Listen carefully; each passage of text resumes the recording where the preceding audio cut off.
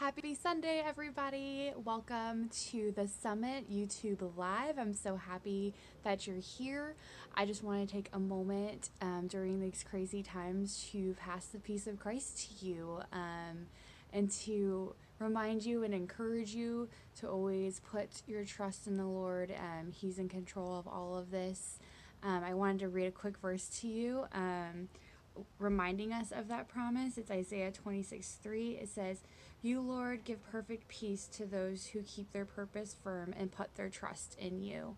So I just want to encourage all of you out there. You're doing great. We miss you, and we're so grateful that you're here. And I'm so excited to spend this time worshiping with you all, and hope to do it soon together in the future.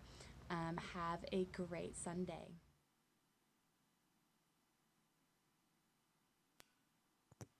Hey, what's going on? We are so glad that you are here and that you're tuning in with us from wherever you are, man. It's a warm week. I know I have been warm. My kids have been swimming like non-stop, and maybe you have as well. It feels like it is gearing up to be summer, and so we're so glad. Maybe you're in an air-conditioned space for the next about 45 minutes to an hour and joining us, and we're grateful. We're so grateful that you would pause and do that, and we have just some great things lined up for our time together today. I'm super excited about how we're going to kick off our whole gathering today.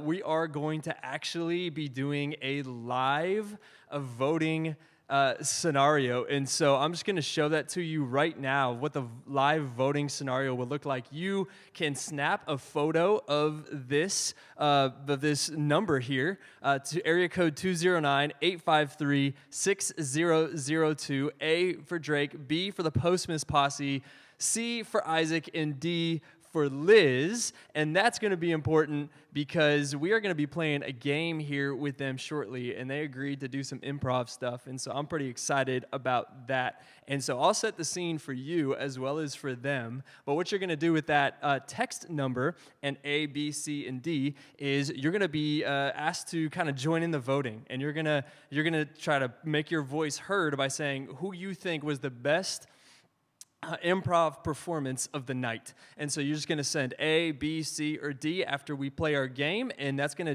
to determine who is going to be walking away with our prize. And I'm so excited about this. They're getting in the spirit a little bit, which is great. Some of them are dressed up and they're ready to go.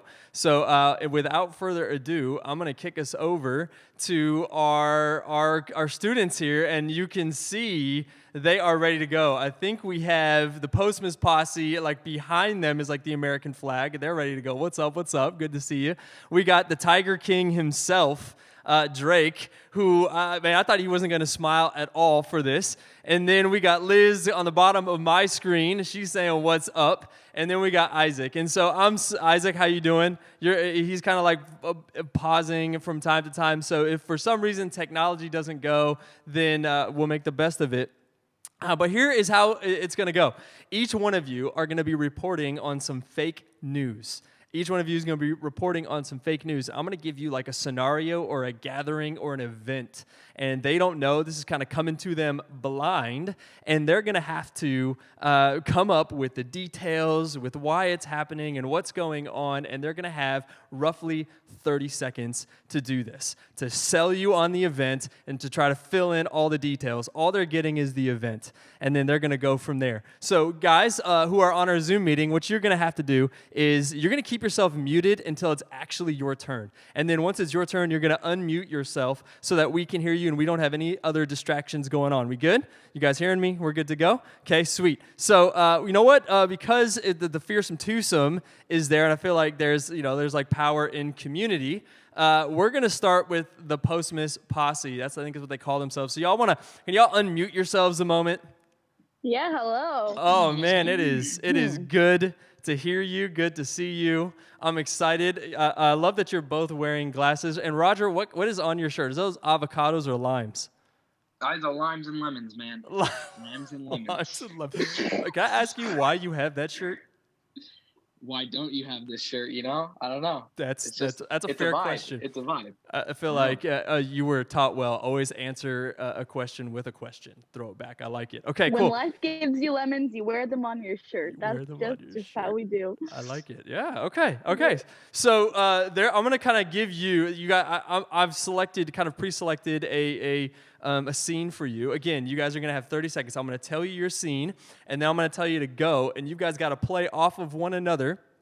And sell us on the event, okay? Sell us on the gathering and fill in as many details as possible. And then I'm going to come in and I'm going to say stop when it's time to stop. And everybody watching, you're going to be locking this away. Each of them are going to get 2 opportunities to try to win the gift and the prize at the end of this. All right, so Postman's Posse, your first event that you've got to kind of like tell us on and break in the news to talk about is you are going to go with a 72-hour lock-in with your senior pastor. A 72-hour lock-in with the senior pastor is your event, is your gathering that you've got to kind of report on a little bit, all right? So, on your mark, get set, go. Hey guys, how you doing? Are y'all just super tired of sleeping in during this quarantine virus time? Well, have I got the treat for you. Roger, tell them what we're doing. All right, guys, we have 72 hours with Did your you just say 72 hours? 72 hours. May I ask where through the 72 hours is spent, Roger? These are with your senior pastor. No, not your... Lock-in. No way. You might just be wanting to get in and out of church. Not today. We are going to have multiple hours with your senior pastor. And guess what we'll be doing? You ever had a dodgeball want to launch to your senior pastor? You could do that within these 72 hours. Okay. Games. Done. You guys did so good. You did so good. That was it. Nice.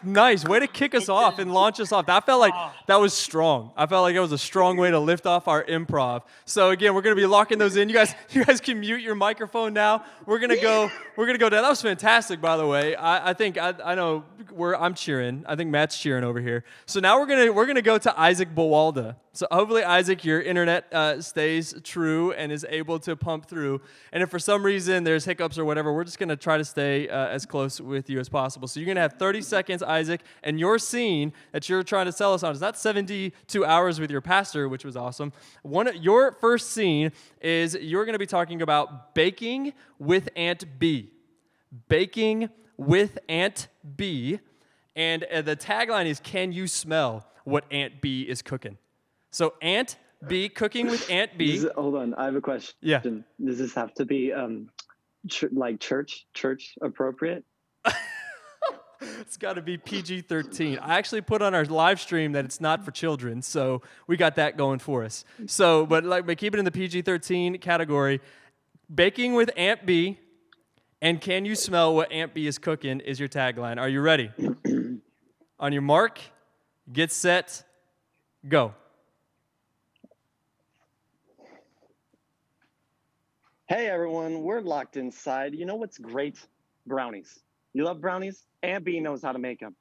We're going to spend a couple hours baking with Aunt B. The people down the street might complain because the smell from these particular brownies, it's a little strange.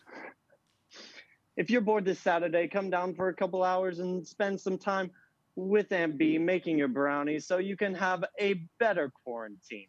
A little less bored, a little more let's say zoned out. I don't know. Okay, you made it. That was 30 I don't know seconds. what I'm doing. You did good. You alluded to something that is illegal without actually saying anything illegal. So I feel like you fit in. Maybe they won't kick us off of YouTube, which would be awesome. I've actually gotten kicked off of YouTube already trying to do this. So, okay, cool. Well done. Aunt B is cooking something that she should not be cooking to kind of help us with the coronavirus madness. Okay, 72 hours with your pastor, cooking with Aunt B. Now we're going to go to the Tiger King himself. So, Drake, you can unmute yourself. And can I ask what possessed you, Drake, to come in that attire today? It's my only fancy clothing. This The only thing with like a collar that you don't even have like a lime or a lemon shirt like Postmas has. You don't have like a Hawaiian shirt or anything. No, I do. I got a Batman shirt. Oh, okay. Okay. But the tiger, you felt like it was going to sell the people. I needed to channel Okay, I like this it. part of me. I like it. Okay, cool. Hey, all right, Drake, you ready? So your first one that you got 30 seconds to unpack for us is you're going to go, your event that you're going to break in and tell the news about, okay, is a staring contest with a clown. You're gonna have this event that is a staring contest with a clown, okay? So you got to break in, you got to convince everybody not to be afraid, not to run away in fear, and that they're not going to have their hearts eaten by this clown. I've not seen it, but I've just heard stories. All right, so Drake, are you ready to have a staring contest with a clown? Yes. Okay, on your mark, get set, go. Ladies and gentlemen, this just in. Are you scared of clowns? Don't be. We got one. And you know what he wants to do? Stare into your soul. This week, we'll have the opportunity, all of you, every last one of you, to lock eyes with an amazing clown. Wonderful guy. You know what it'll look like? It'll look like this.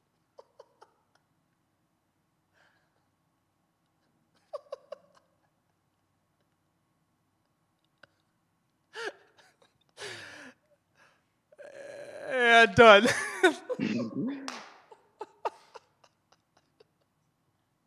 That was epic. Oh man, I wanted to just leave it to see how long you would actually hold that pose without blinking. Part of me was wondering how it was going. Okay, hey, you know what? I wanted to say I'm proud of every single one of you so far. 72-hour lock-in with your pastor, to Aunt B's cooking, to a staring contest with a clown. That was a hard one to pull off, and I felt like you did a strong job. Okay, Liz, you can unmute yourself. This is good. I'm supposed to follow that up. I know. Maybe you just have to stare creepily into your own camera. Maybe that's the only way to launch into that.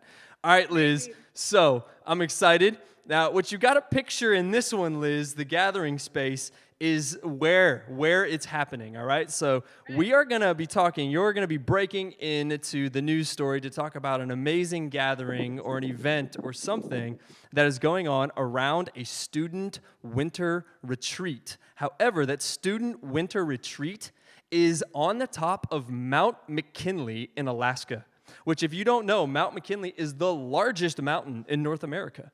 Just FYI. So, for whatever reason, their student pastor decided to have them trek up this massive mountain and to have their tents up and about in the middle of an absolute frigid location, okay? So, you're breaking in to talk about a student winter retreat at Mount McKinley. At Mount McKinley. Okay, you ready? Yeah. Okay, on your mark, get set, go. Hey guys, so I just got a text from my friend, and her youth pastor decided it was a good idea to go to Mount McKinley. You know, that super tall mountain in Alaska.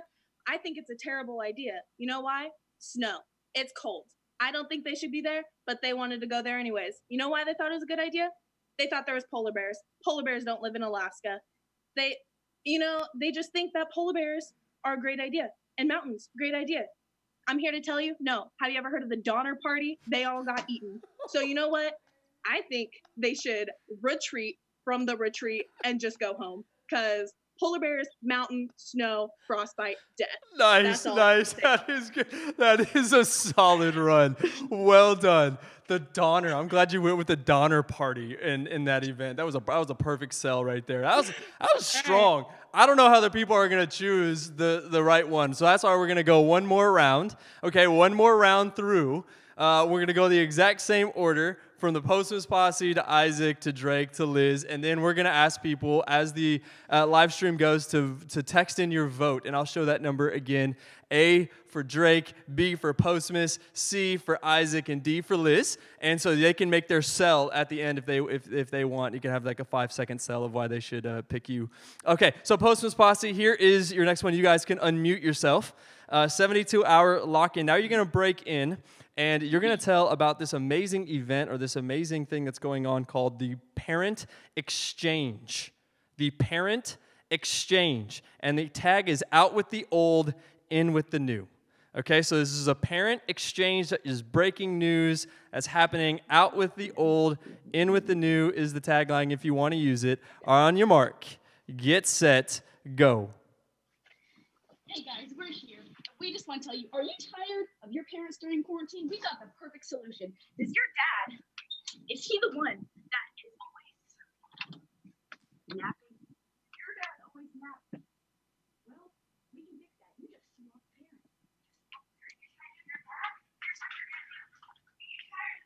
On Facebook, we can just switch. Rob, let's go switch parents. Okay, okay. This is how you parent swap. You just choose a random house. Say, hey, I want that house. Okay, let's go. Let's parent swap. Never know we're coming, but you're coming. How do you feel about your parents? You know, I'm excited for this new adventure we're going on. Can't wait to see who my new parents are, you know? Can't wait. So we'll let you guys know when we get the bedding situated. Roger and I are sharing a room, so bottom bunk.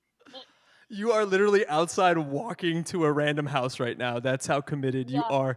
And you sold out your dad on a live space, and your mom, she was probably grading, doing something very innocent, and you just said she was on Facebook, which is totally appropriate because parents wouldn't be on any other kind of social media gathering. So, What 50-year-old mom is not on Facebook, am I right? boo! That's why you vote for the Postmas party. Hey, really quickly, 5 seconds. Why should everyone vote for you? we're the Postmas posse. We just kind of make the party.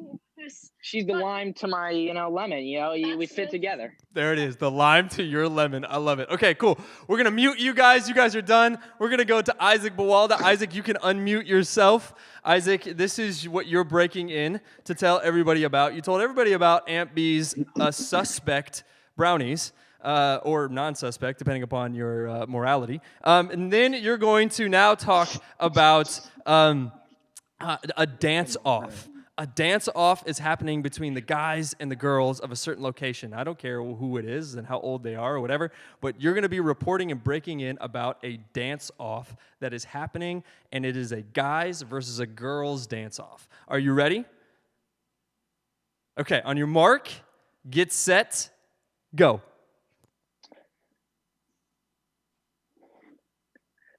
Guys, I heard about a dance-off at the summit right before quarantine started.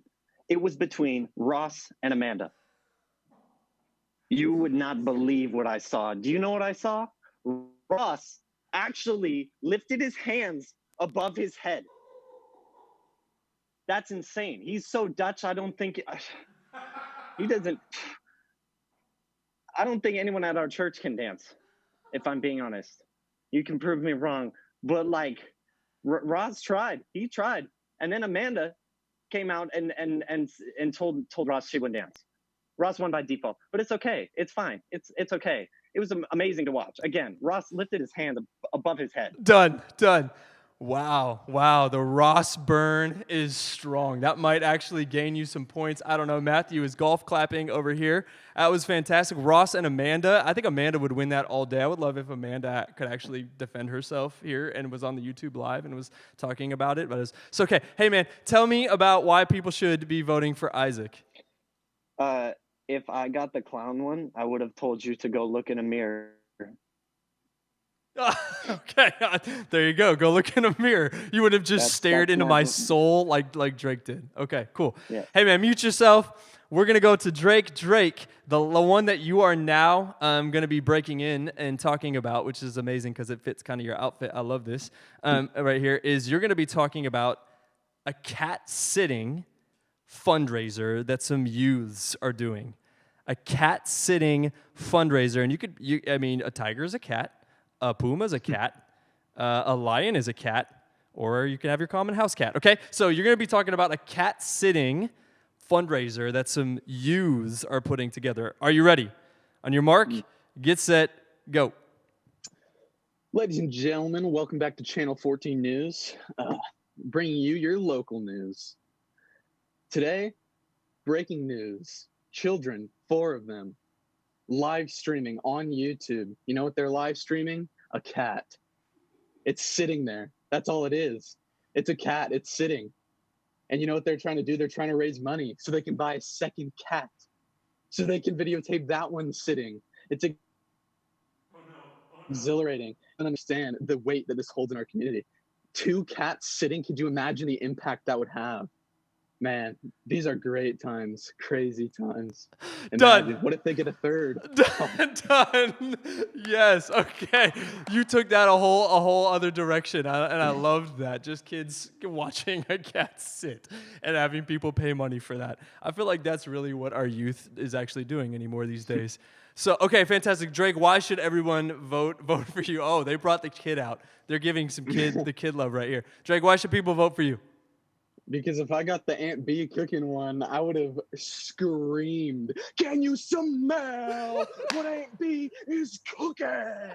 I was waiting for somebody to do that. Can you smell what Aunt B is cooking? We're far too removed from WWE for The Rock. Would you have done the eyebrow thing too? Can you do the eyebrow thing? I would have chucked my chair across the room and stood up and screamed. You would have talked about Aunt B's suspect brownies, though, huh?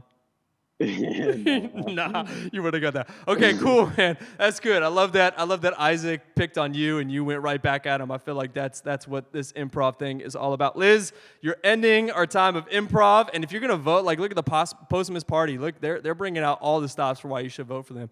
If you don't vote for the Postmas party, you don't vote for babies. That's really what they're saying. I feel like. So, okay, hey Liz, this is your last one, okay? All right. You got to break in and you got to talk about a flushing frenzy game. Flushing frenzy game. A flushing frenzy. All right, you ready? On your mark, get set, go. Hey, I have a secret. Have you ever heard that if you flush all the toilets at once, they explode? I saw it on TV once, and I think it's true. So I got a bunch of friends together, and we decided to try it. So everybody has to try it, though. We all find a toilet. There's plenty of them. We're all going to find it, okay? And at 12:47 on the dot, 37 seconds into 12:47, we're going to flush the toilets. And then we're going to see if water spouts out or explodes or what else may happen. The world may end. I mean, the world's already kind of ending. It may end. Let's just end it all, you know? There we go. We're going to end it all by flushing all of our toilets together. That sounds like a flushing frenzy good time. Liz, you get the last word before I put up the number, and you guys can vote. So I'm going to put out that number, and you should check it out, and you should vote for yourself, or if you think you're just not the best at this game, you vote for somebody else. But Liz, why should the people vote for you? I only report the facts, Greg. You know, I give straight truth, so you're voting for honesty if you vote for me. Oh, man. We got babies, we got honesty, we got people bashing on one another. This is why this game is fantastic. Hey, thank you guys so much for jumping on and being part of this. I really appreciate it. I thought you guys killed it. I don't even know who I'm voting for, to be honest with you. But hey, flip over to YouTube, find that text number so you guys can vote and vote for yourselves. And I will be letting you know who won our improv game. Well done, everybody. Well done. I'm going to end this meeting, and we'll see you guys later. Well done. Good job. Good job. My goodness, that was amazing. That was just that was better than I actually thought it was going to be, to be honest with you.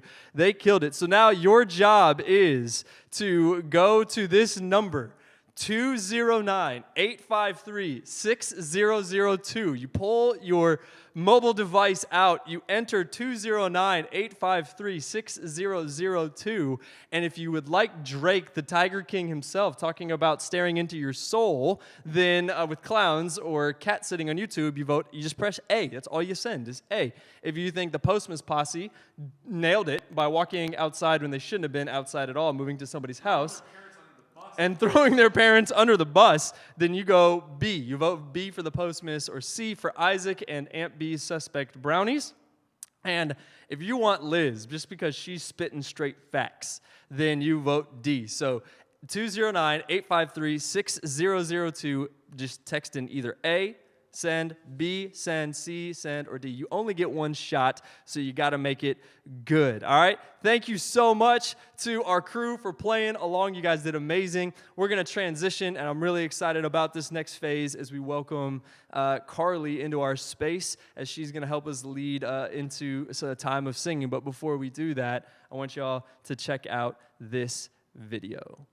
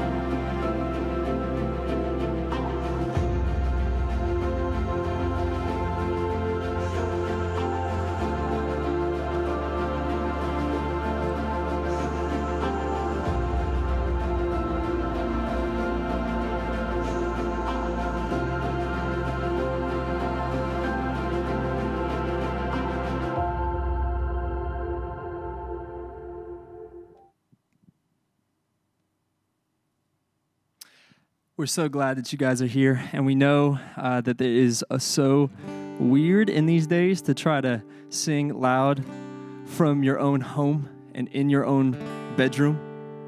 But we want to remind one another that you're linked up with other people, that you're not just doing this alone, that you got a community of leaders and of students that are singing along with you, that are raising their hands along with you. Even Ross, we're told, is doing this. Who are believing that the kingdom work is not done, but God is up to something awesome in the midst of the worry and the confusion. And so make this a participant moment. Maybe you put your earbuds in. Maybe just let the words wash over you and encourage you. Maybe for the first time, you're just going to open your hands and you're going to receive what is true as we sing.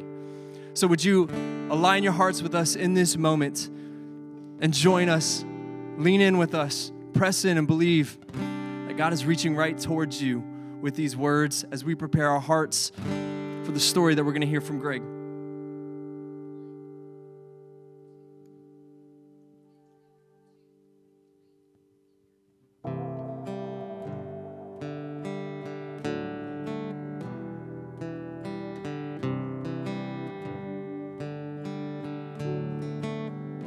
And I count on one thing, the same God that never fails will not fail me now.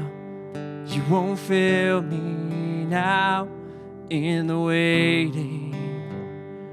The same God who's never late is working all things out, working all things out.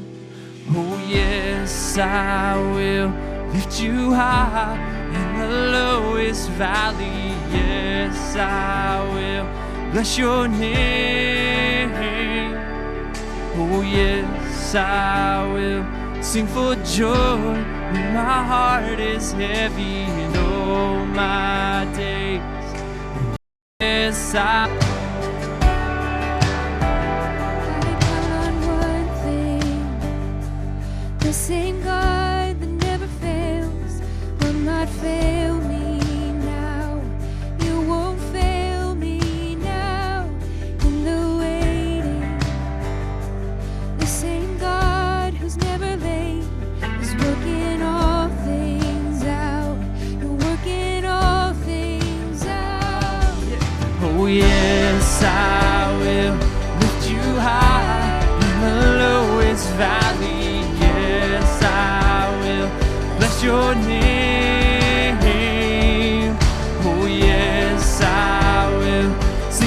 joy when my heart is heavy and all my days. Oh yes, I will for all my days. Oh yes, I will. Well, I choose to praise, to glorify the name of our name. 'Cause nothing can stand against. I choose to praise, to glorify the name of our name. 'Cause nothing can stand against. Come on, sing. 'Cause I choose to praise, to glorify the name of all names. 'Cause nothing can stand against. Yes, I choose to praise, to glorify the name of all names. Come on. 'Cause nothing can stand against. Oh yes, I will lift you high in the lowest valley. Yes, I will bless your name. Oh yes, I will sing for joy when my heart is heavy and all my days. Yes, I will for all my days. Yes, I will for all my days.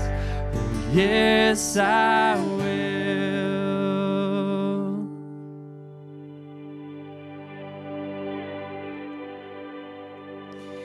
I love the line, the same God who's never late, who's working all things out. Students, we're thinking of you with the recent news of camp, HiCamp this year not happening, and we think of you, seniors especially. Our hearts are heavy with you. And the disappointment you guys are feeling, probably a lot of shock even still. That this is the reality, this is the way things are, and we're right there with you. We feel that, and you just can't gloss over that stuff. No, you've got to feel that for sure. And so that line, the same God who never fails, he's working all things out. I love that, because while we grieve, we can have hope, and we can have both at the same time. We don't have to feel all the way better before we have hope, but we can cling to hope now. He's in it now. And so one thing the Lord has been speaking to me lately is just that he's always doing more than what it looks like. He's always doing more than what it seems. And though we can't see, he's up to something. And we can trust that. And I wanted to share Romans 8:28 with you. We know that the Lord, he works for the good of those who love him, and he's working all things out. And so, yeah, we grieve, we have hope at the same time. And even though it might feel like, man, like this is stolen from me, this was supposed to be my summer at camp, or the things that school, the way school ended, or is happening now, all these things make you feel like God is stealing from you, but his heart for you isn't to steal from you. His heart is for you. His heart is for your good and for your joy. And so let's sing that chorus one more time, and lift his name up. Yes, Lord, we will lift you high in the lowest valley. Though it doesn't feel good, God, we know you are good and that you're working all things out. We say, yes, I will lift you high in the lowest valley. Yes, I will bless your name. Yes, I will sing for joy when my heart is heavy all my days. Yes, I will for all my days. Yes, I will.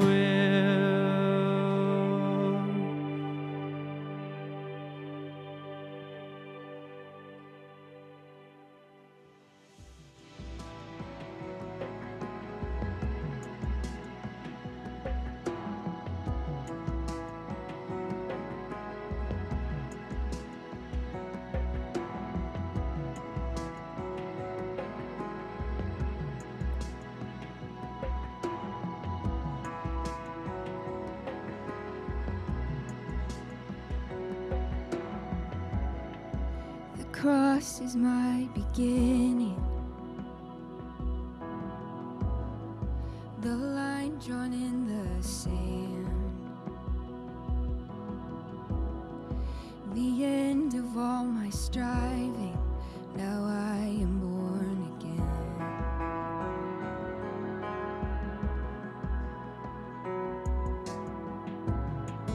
There Jesus was forsaken, so I will never be. His grace is my salvation, the gift of God, the work of Calvary. It is done, it is finished. Christ has won, He is risen. Grace is here, love has triumphed over death forever. The cross needs no addition. His mercy is complete. His love is not in question. The Son of God has spoken over me. It is done. It is finished. Christ has won. He is risen. Grace is here.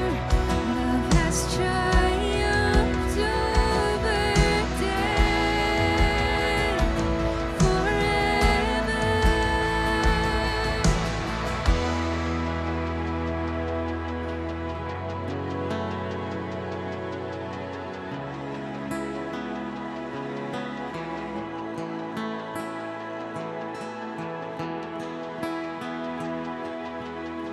All right, let's sing this amazing bridge over our stories, over our families, over our neighborhoods, over our broken lives. Strongholds bowing to the Savior, resurrection power over every circumstance. His word stands final and forever. It will not be shaken. He alone has won it all. Strongholds bowing to the Savior, resurrection power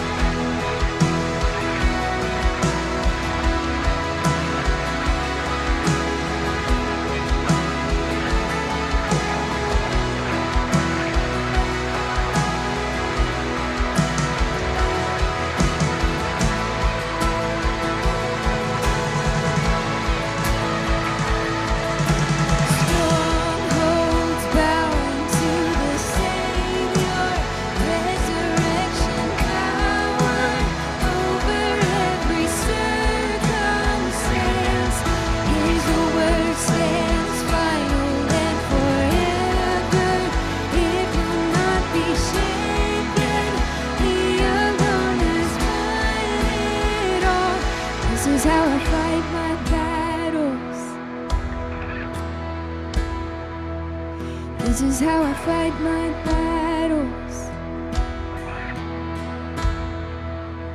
This is how I fight my battles. This is how I fight my battles. This is how I fight my battles. This is how I fight my battles. This is how I fight my battles. This is how. It may look like I'm surrounded, but I'm surrounded by you. It may look like I'm surrounded, but I'm surrounded by you. It may look like I'm surrounded, but I'm surrounded by you. It may look like I'm surrounded, but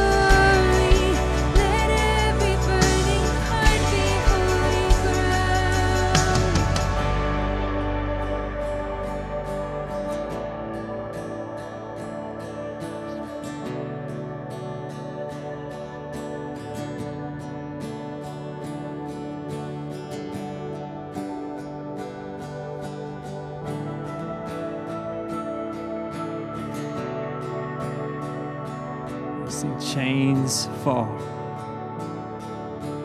Chains fall, fear bow here and now. Jesus, you change everything. Lives healed, hope found here and now. Jesus, you change everything. Chains fall, fear bow here now. Jesus, you change everything. Lives healed, hope found here now. Jesus, you change everything.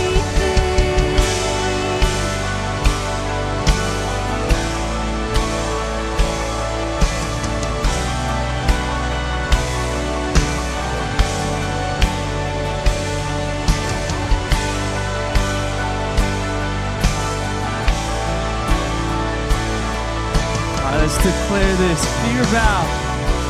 Chains fall. Come on. Chains fall, fear bow here now. Jesus, you change everything. Lives healed, hope found here now.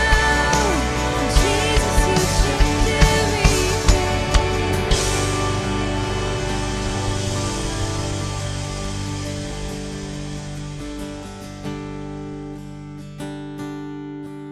Chains fall, fear bow here now.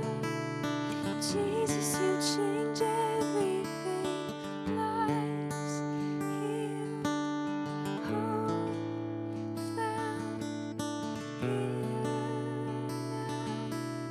Jesus, you change everything.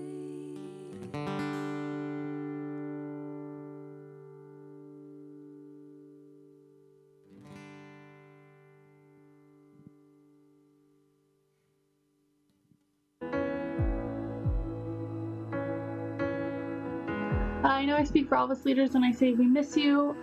We hope you're doing well. We're praying for you, and we cannot wait till we're all back worshiping God together.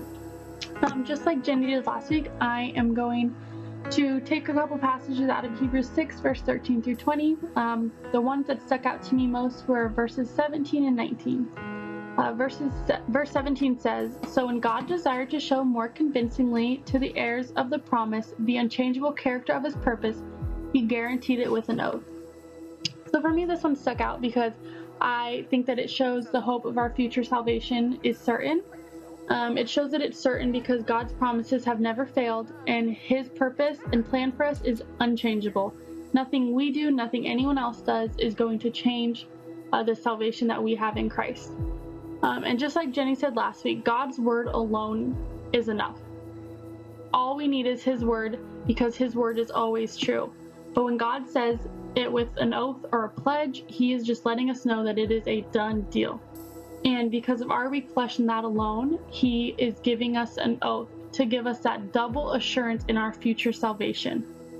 And I think that is incredible that God is just constantly giving us reassurance that one day we will be together with him again in paradise. And I know I, for one, cannot wait for that day to just sit there up with him, worshiping him every single day. It's going to be great. And then verse 19 stuck out to me. It says, "We have this as a sure and steadfast anchor of the soul, a hope that enters into the inner place behind the curtain." And I just think this passage is great because God is our anchor through every storm. Just like a ship has an anchor when it's in the water and it stays in one place, God is our anchor holding us firm through every storm, every phase of life, wherever we're at.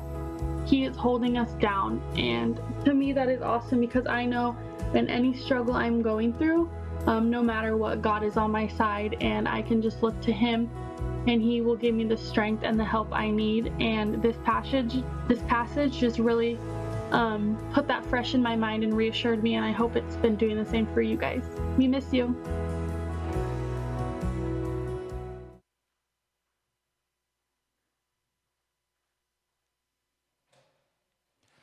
Oh man, so good so far. I'd just like to thank the students that were part of this, the leadership that have been leading out strong in all of these other videos, for Carly for helping us just set the table so well for getting ready to hear Greg's story. And then next, I'm really excited about the conversation we're going to have with Greg Mulder, who is right here. And I think he can hear me, right? You can hear me? Awesome. He's nodding. He's in. This is good. This is what technology does. Sometimes we don't know if I can hear him or not. So, well, Greg, I'm just so excited for you and thankful that you're willing to share your story with us and entrust us with it.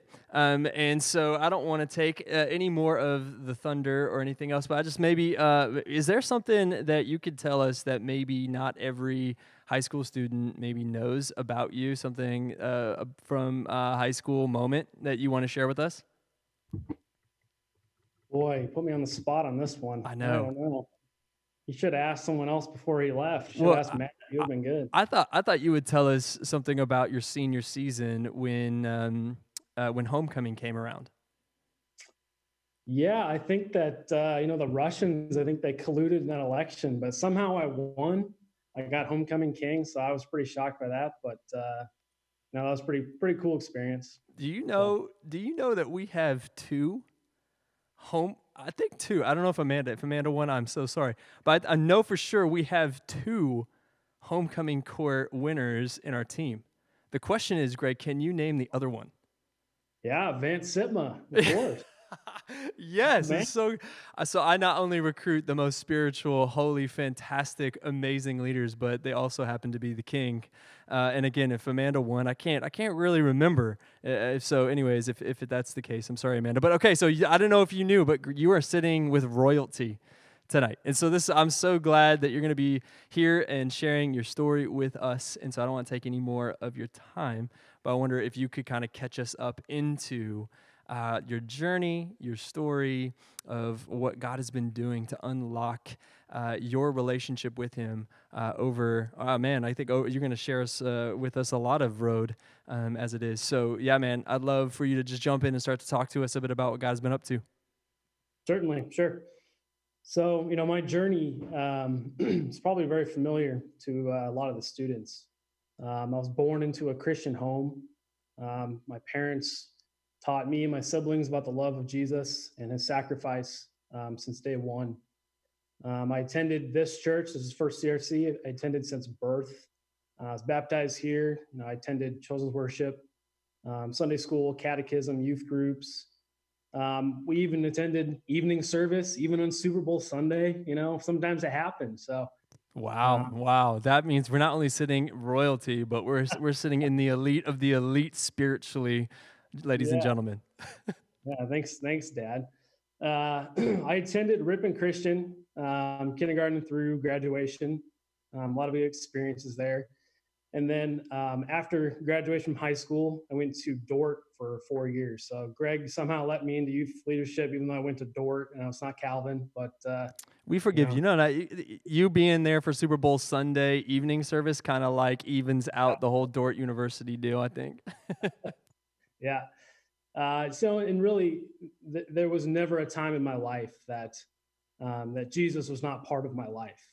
Just from birth until today, I've always known the love of Jesus. But despite that upbringing, I just like any believer, I still experience my own struggles in sin. The way that I treat others, sinful thoughts.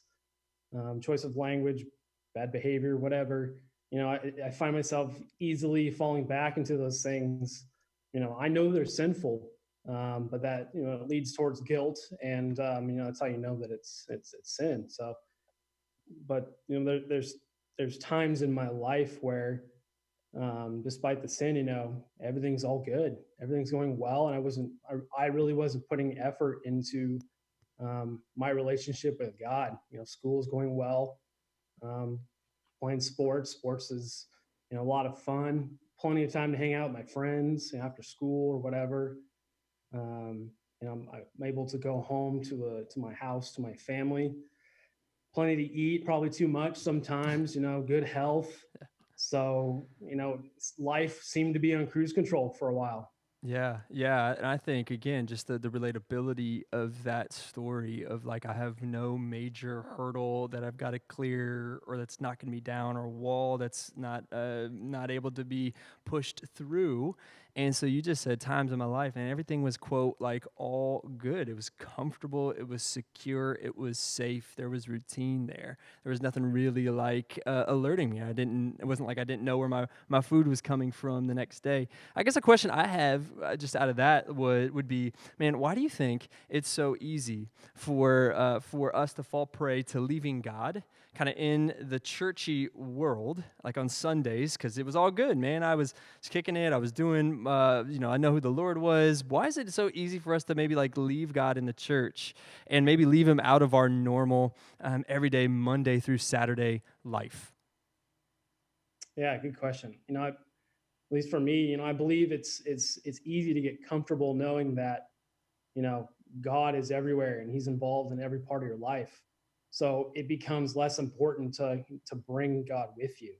I'm going to school because I know, well, it's Rip and Christian. God, he's there, and I'm going to, practice, and we have, all Rip and Christian guys on the team, and it's an easy thing to say that, well, I'm going to a safe place, so I don't have to pray and bring God with me. In a way, I kind of see it as like, we kind of treat God as like the police or a hospital. It's good knowing that he's there, but I'll call when I need help. Like I'm doing good. It's not important that I always reach out and ask for something. It's like everything was going fine, and when things are going well, it's easy to take it for granted. I didn't experience in my life, a lot of turmoil or pain or feelings of hopelessness. I wasn't lost, so. Yeah, I think that makes a lot of sense. I mean, we're always in this desperate need of God, right? Have our next breath. It's impossible to do without him holding us together, but it can feel so easy for us to kind of just come on a Sunday and to do the right thing and then kind of skate through the week unless there's a bump in the road and then we need him, right? Like then there's this Santa Claus effect or there's this genie effect with which if I just have done the right things that have led up to that moment, then it's easy for me to ask, and why wouldn't he bless me? Because look at my track record, right? And so we can begin to have this transactional relationship with God where we're just going to leave him in our Sunday service self, right? Like we got these hats, like this is the hat that I'm going to wear at school. You talked about the language that I'm going to use, the jokes I'm going to participate in. But man, if I had to say those things in the building, that would be a little reckless because we think almost in a sense, I think we think God resides in that sanctuary space. And so it's like, I better not say that word in the building. But when I go to school or when I'm hanging out, I'm gonna do it because God, we just left God. He kind of like said goodbye and closed the doors for me. Another question would be, is it hard, and maybe you already answered this, but just a little bit, but is it hard to understand our desperate need for God when we have things so comfortable and God seems maybe so familiar and so tame?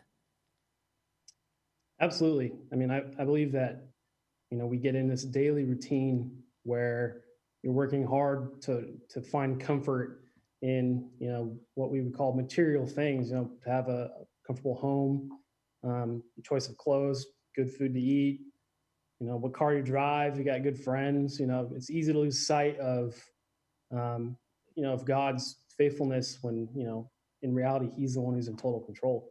Um, I think in the daily life, you forget the things that are completely out of our power. I mean, God is the one who gives us life. He's the one who keeps our hearts and our lungs working. We have no control over that. He's the one who keeps the earth spinning. So I think these are normal things that we just overlook. That we have no control over. So it seems kind of silly to not want to thank God, each day for life.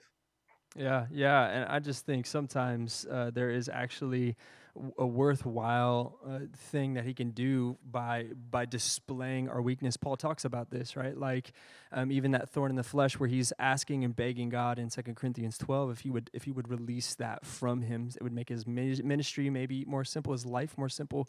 But God keeps it because it allows us to taste the grace and the power of God. It reminds us that we aren't doing this life kind of alongside of him in our own power, but it's all from God. My grace is sufficient to propel you forward. And so, yeah, I guess I thought about like the rich young ruler, right? Like he had all his ducks in a row. He was actually, I think, coming to Jesus with that question of, good teacher, what must I do? What must I do to have eternal life? I think because he knew that he had done all of these right things, and he didn't have this kind of real desperate situation. And when the voice of God calls him into more, calls him into and out of his consumerism, his materialism, it's in that moment that he's like, that's just too far. I just wanted you to make, my life a little bit simpler, kind of come along and attach to with me with where I'm going. And so, yeah, I think it's so easy for us. As I grew up, I get it too. To when we're surrounded in such the blessedness of what I would call, quote unquote, a healthy environment, to kind of have this false sense of security, like I've got all of it. Like, God, I'm controlling my social network. I'm controlling my school network. God, I'm controlling a lot of the things around me, and you're only there to kind of like pick up the slack when things go crazy. And then I'll come to church and give you what you want, and so that when I'm in trouble, you can give me what we want. And we're just in this transactional space. So, yeah. Hey, man. Okay, so you were, at times, you were in the space where everything was all good, and you told us that you weren't putting much effort into the relationship, which kind of like launched us into our questions. So there you are, not necessarily putting a whole bunch of effort or attention into your relationship, and then what happens?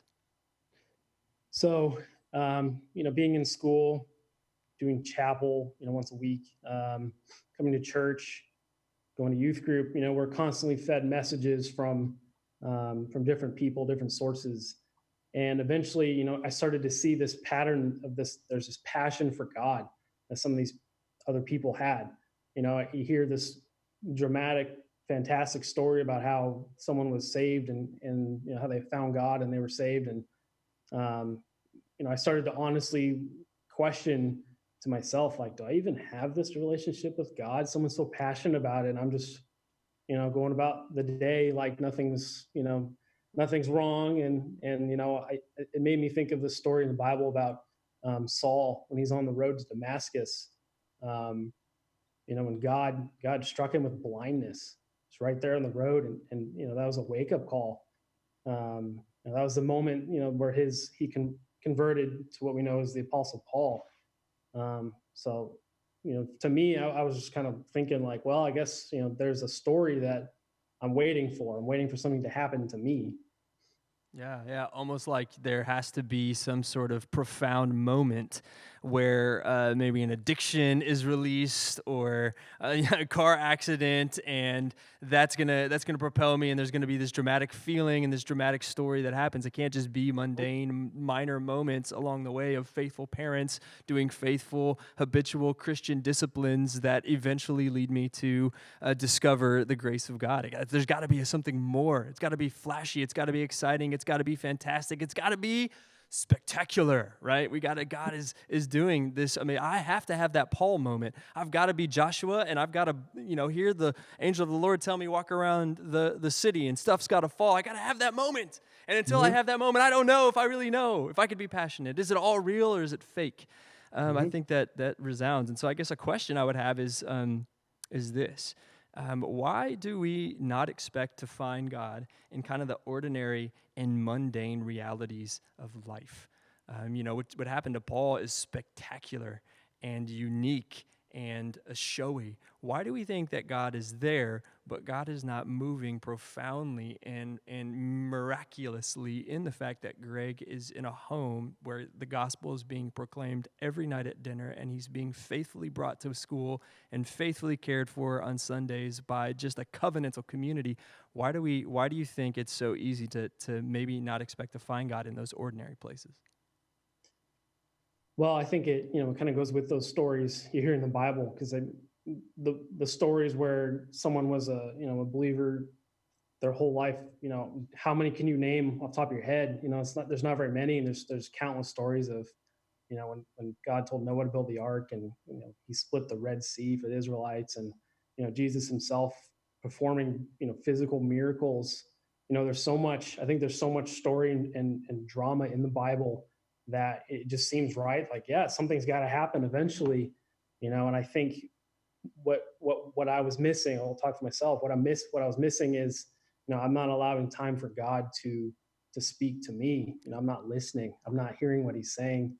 The message could be here. It could be in front of you, but I'm looking around for something crazy to happen. But that's not always how he is. And if you're not listening for that, you might miss it. Or I missed it for a long time. I just didn't understand. Yeah, wow. And I love that this kind of dovetails a little bit with what Jacob was talking about, is God's message is always personal to us. We so desperately sometimes want everybody else's story, because I think it highlights us. I think we get to be put on a pedestal and people say, hey, tell it to me again. Tell it to me again. And it's like, yes, I'm so glad I'm important, right? And it's just that that sense that I've got to be the popular one, that my name has to go forward. I want to be telling my story, when in reality, God is just mainly interested about tying himself to you, and he knows you, right? Jacob's need was images and pictures because he's an artist.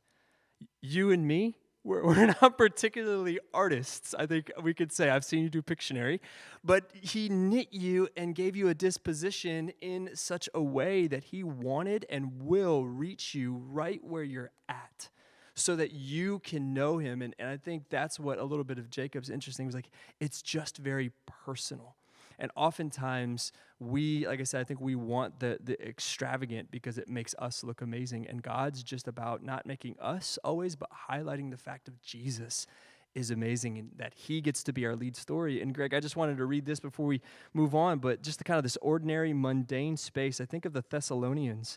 Paul writes in 1 Thessalonians 1:3, we remember before our God and Father your work produced by faith, your labor prompted by love, and your endurance inspired by hope in our Lord Jesus Christ. So there's that triad, faith, hope, and love, and none of it is like the spectacular moment, miraculous moment, light breaking through. They're just being extremely faithful because of faith, of hope, and of love. And where did that come from? And Paul says, for we know, brothers and sisters, loved by God, that he has chosen you. That's a pretty bold statement. We know he's chosen you.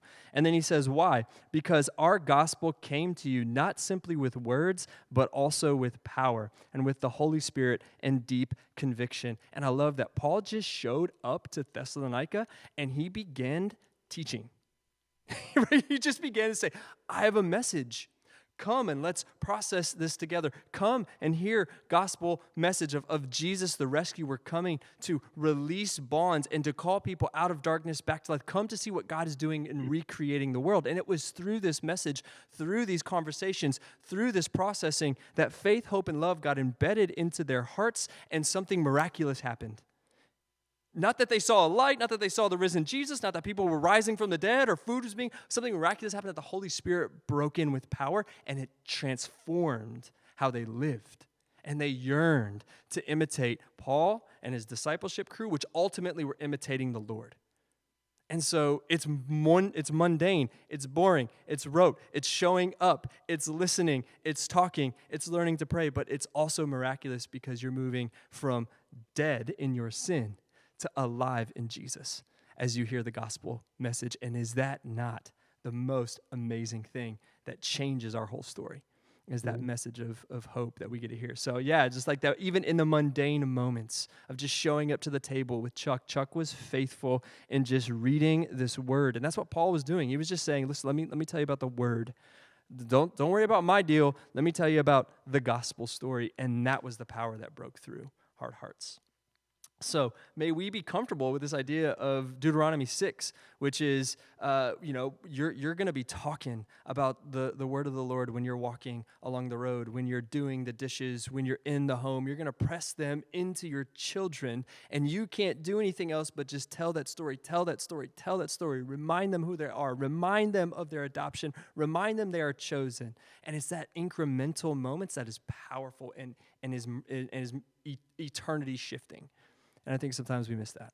I do. The ordinary and mundane are exactly where God does the best work. I think one last thing, I just think of the woman too, who is going to the temple and she's got like 2 pennies. And Jesus is chilling and just watching this. And she drops them in. And he's like, man, did you guys see that? That is amazing faith. You know what? He didn't give her more money. He didn't make her life simple. He didn't give her a new house or a new car. But he applauded this mundane, ordinary act of completely trusting. And it's simple, but it's beautiful.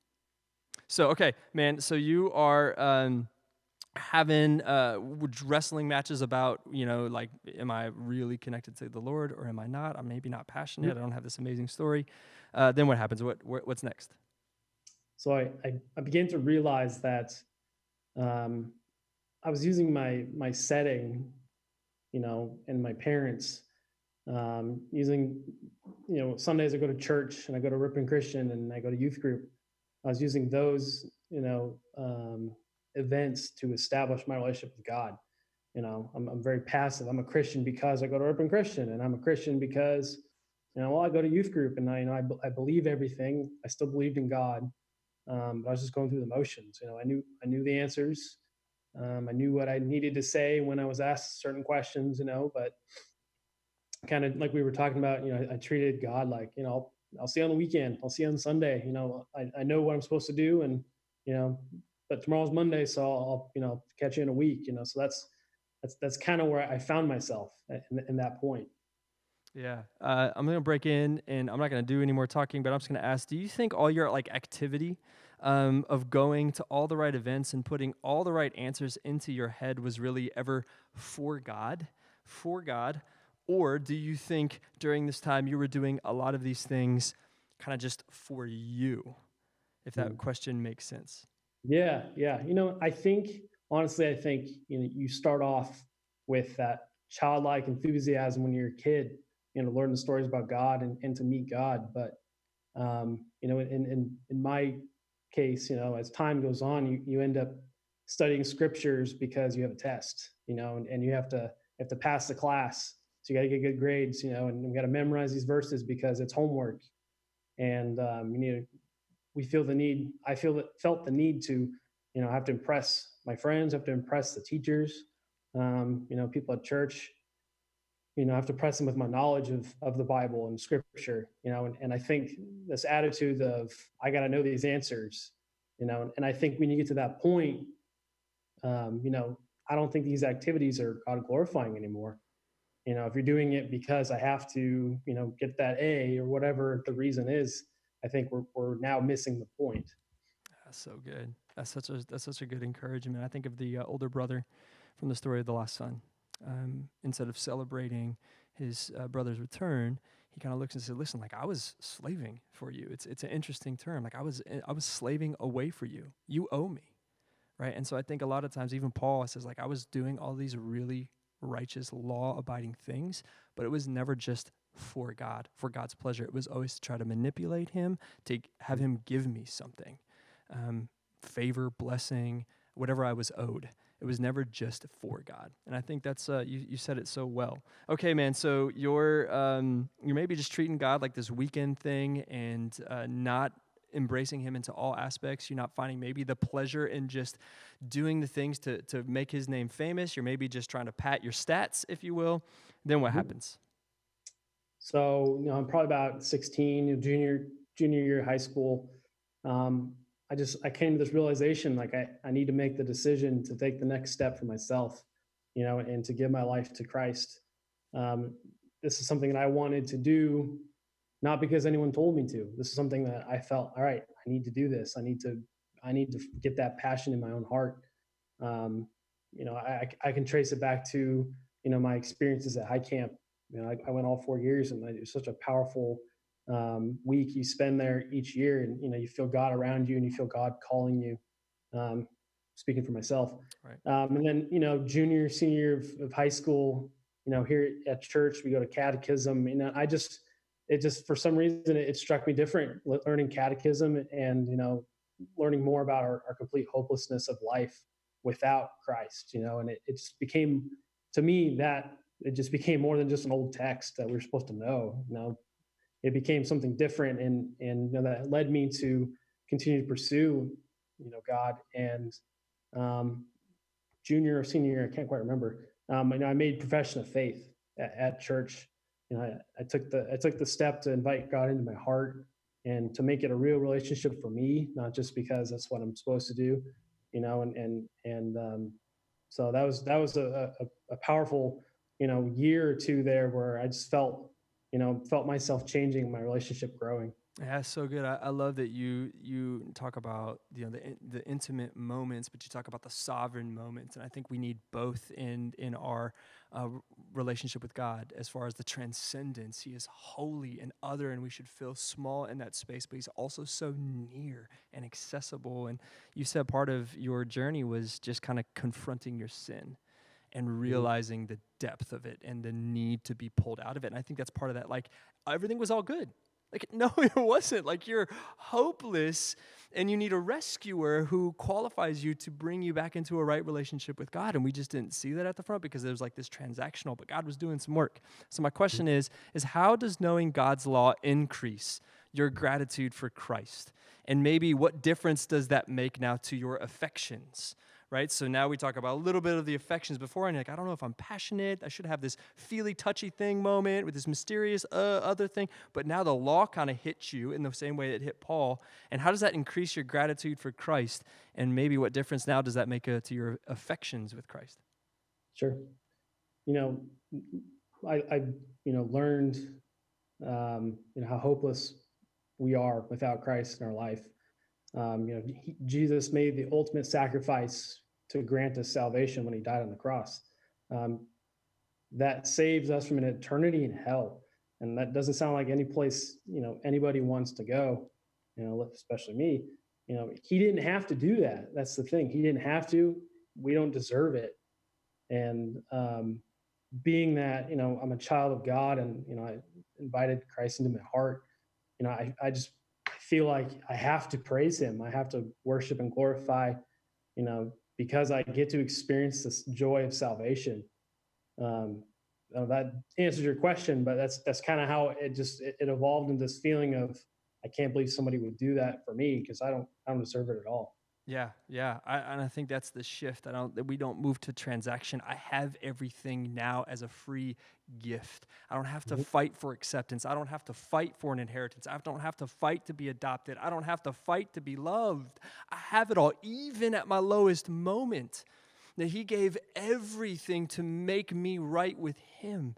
The law is not the way that I am saved or beloved by God. The law just shows me how wonderful Jesus is, because He covered all of this. Romans says, like, where sin abounded, this is what the law was to do, was to just show us the depth. It could never give us righteousness. It could only show us we weren't capable. Then we're supposed to ask the question, if this is what it takes to be connected to the Father, who can do that? And then steps in our rescuer and our Redeemer, who says, I promise that you have what I earned. Take it as a gift, and I will take what was yours. I'm going to qualify you for the kingdom of light. And that moment is like, really? Really?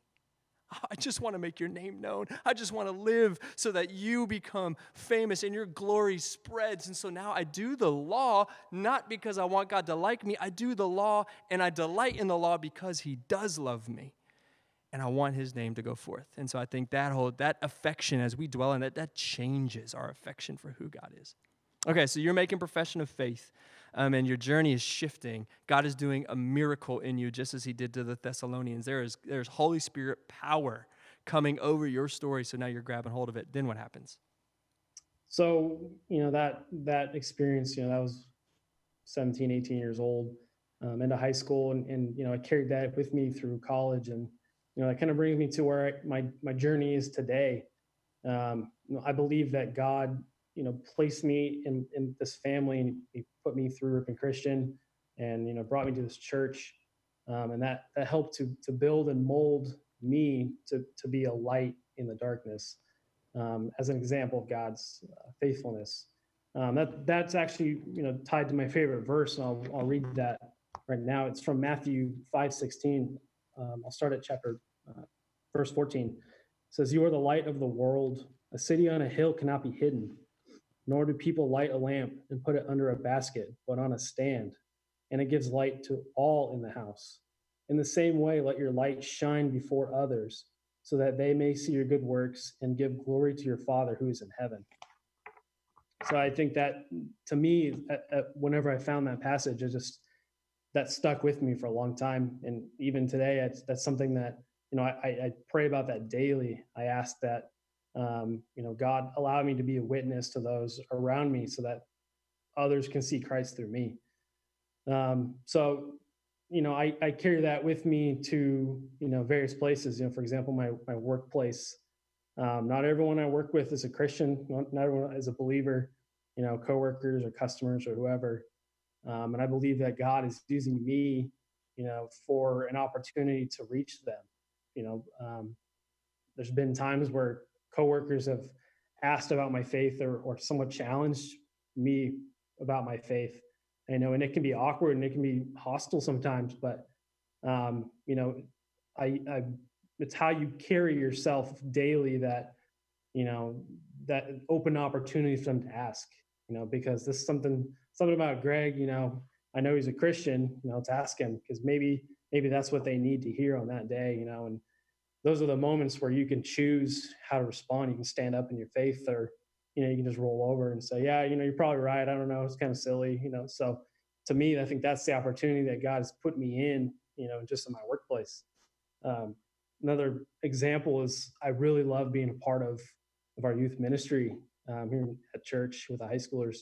But honestly, that's the single hardest thing that I do.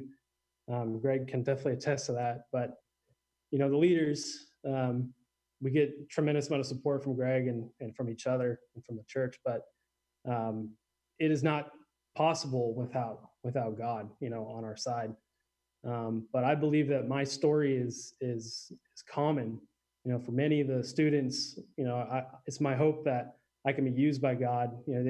He can use me and my story so that I can walk alongside them, and work with them, and hopefully allow them to build a relationship with Jesus on their own. Maybe I'm able to help in some way. That's what I want to do. And then, lastly, and very importantly as well, is, I work with my wife. We established a home built on Christ as our foundation. We want to create an environment to allow my kids and my family to see and to know and to love God, and so they themselves can be lights in the world. So that's very important to me. In those situations that I can live out my faith, and just to be a light in the darkness, if that's the way that God wants it to be. So ultimately, I know that my journey is not complete. There's not like a final level. I don't beat the final boss and you're the champion of faith. That's not how it works. And every single day I struggle with sin. For various things. And another thing that I personally struggle with is, I have a hard time dedicating time for personal devotions. And I was talking with Greg about this. There'll be times where I'll be in a nice routine, and I'll read devotions for a week or 2 weeks straight, and all it takes is one day and it's gone, and you won't read devotions. And so there's those things that it's a lifelong process of sanctification. It's not just a one time, I'm a Christian, we're good, thumbs up. It's a daily, everyday struggle. It's a battle, but that's the process. Yeah, I love that, man. Okay, we got to wrap this up. We got night church coming up. I want to make sure we're good with that. So I got a question, last one, that I would love for you to answer, and kind of leave a challenge. And so it's kind of a longer question, but here it is. What challenge would you like to leave the Summit community from the way that the Spirit has worked in your life to awaken you and to immerse love, grace, and peace that is yours now because you've surrendered to Jesus as your Savior and the only name by which you might gain access to the blessing adoption of the Father. So what is the challenge that you would leave the Summit community who would say, maybe I connect so much with this kind of like ordinary, mundane, non-spectacular, how do I even know I'm a follower? Don't I need that moment? What would you challenge our Summit students with as we leave? Sure. Yeah, well, I'll try to make it quick. I kind of have 2 points. I would say, challenge those who, if you don't have a relationship with God, to make that choice and to meet God and to build your life on Him and build your relationship on God, so you can also live in this joy and in this peace of God's love. You don't have to wait for this life-changing, weird experience to say, okay, now's the time. I guess I hit that check marks. Now I gotta be a Christian. So don't do that. Don't wait for that. Just hurry up and get there. And I guess my small group's a nice crew of seniors. So I'm thinking for the seniors, as we move on from here, and you guys all go to different places. I don't know where everyone's going to college, or what the future holds, but you're likely going to find yourself in a very unfamiliar and somewhat exciting setting. Total freedom, no parents. It's a good thing. It's a bad thing, good thing.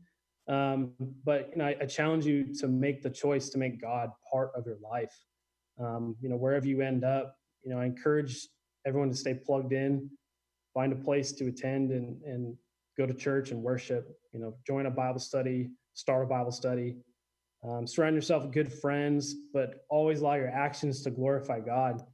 And I think this is probably the most crucial stage of your life. There's many people who get lost or walk away from the faith because they don't have the structure that they grew up in. No longer parents or teachers telling them what they need to do, what they need to believe. So, make God the foundation for your life and build on that. And for the underclassmen as well, you don't have to wait to be a senior to do this. Start now. Oh, those are good. Those are good. Hey, one of the things I first remember about meeting you, you were already in college when I moved here, is you, I love it. You reached out to me. We started a little bit of dialogue, and that kind of one of the first things you said is like, I want to begin to prepare my heart to lead well. I think God is calling me to a season of eventually down the road where I'm going to be married. And I know that my call is to lead my family well. And so do you have any books or any things that I could start to go? I want to really mine the depths of my relationship with the Lord. And I was like, man, to have this in college, to be this focused in this environment when so many people give themselves so many freedoms to do just random dumb stuff, right? With that causes hardness of heart and sorrow and regret. I was like, man, this guy, God has got something fantastic for this guy. And so you may think that your story is plain Jane, kind of vanilla, but that spoke volumes to me as a youth director. I'm like, man, if more young men could be so zealous and passionate about knowing the heart of God and building that character in those days so that they could be ready to lead a home, be ready to love well. I think, man, there's no better thing on God's heart for us than that. So, hey, man, thank you so much for jumping on. We got to slide over. I don't want to intersect our Sunday evening worship, but I so appreciate you, Greg, for being willing to share your story, man. I love it, and I love that you've been such a faithful leader in our house, man. Appreciate you. Thanks. Talk to you soon, bro. See ya. All right, hey, we're going to wrap up here and be done as we need to slide over to our digital evening worship space.